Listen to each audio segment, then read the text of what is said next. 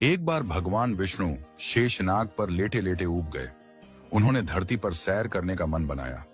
जैसे ही विष्णु जी यात्रा की तैयारी में जुटे, देवी लक्ष्मी ने उनसे पूछा, प्रभु, आप इतनी सुबह सुबह कहां चल दिए? विष्णु जी बोले, प्रिय, मैं धरती लोक पर घूमने जा रहा हूं। लक्ष्मी जी ने कहा, प्रभु, क्या मैं भी आपके साथ चल सकती हूं? विष्णु जी बोले, एक शर्त पर तुम मेरे साथ चल सकती हो। धरती पर पहुंचकर उत्तर दिशा की ओर बिल्कुल मत देखना। लक्ष्मी जी ने वचन दिया। सुबह सुबह मां लक्ष्मी और भगवान विष्णु धरती पर आ पहुंचे। सूर्य देवता निकल ही रहे थे। चारों ओर हरियाली ही हरियाली थी। मां लक्ष्मी मंत्र मुग्ध होकर धरती को देख रही थीं और चारों ओर देखते हुए कब उत्तर दिशा की ओर देख लिया, उन्हें पता ही नहीं चला।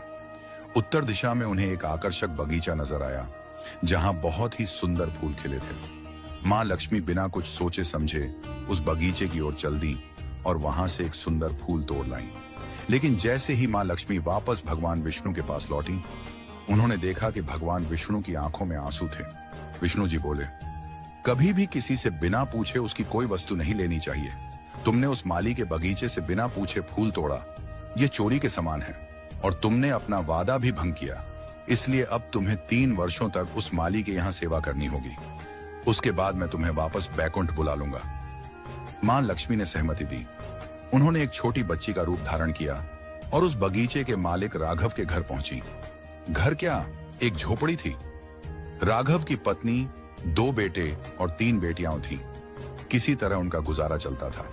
जब मां लक्ष्मी नन्ही बच्ची के रूप में राघव की कुटिया पर पहुंची, तो राघव ने पूछा, बेटी, तुम कौन हो और यहां क्या कर रही हो?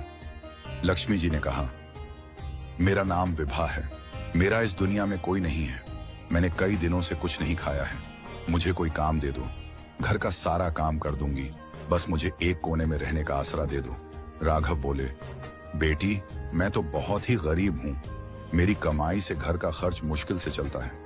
लेकिन अगर मेरी 3 की जगह 4 बेटियां होती तो भी मैं गुजारा कर लेता। अगर तुम मेरी बेटी बनकर जैसा रूखा सूखा हम खाते हैं उसे खा सकती हो तो आ जाओ। इस प्रकार राघव ने मां लक्ष्मी को अपनी बेटी बना लिया और वे 3 वर्ष तक वहां रही। जिस दिन लक्ष्मी जी आई, उसी दिन राघव को इतनी आमदनी हुई कि फूल बेचकर उसने एक गाय खरीद ली। धीरे धीरे उसके पास खूब जमीन, धन दौलत हो गई। राघव हमेशा सोचता, मुझे यह सब इस बेटी के आने के बाद ही मिला है। एक दिन जब राघव खेत से लौटा तो उसने देखा कि उसकी बेटी के स्थान पर एक दिव्य देवी खड़ी है, आभूषणों से सजी, तेजस्वी रूप में।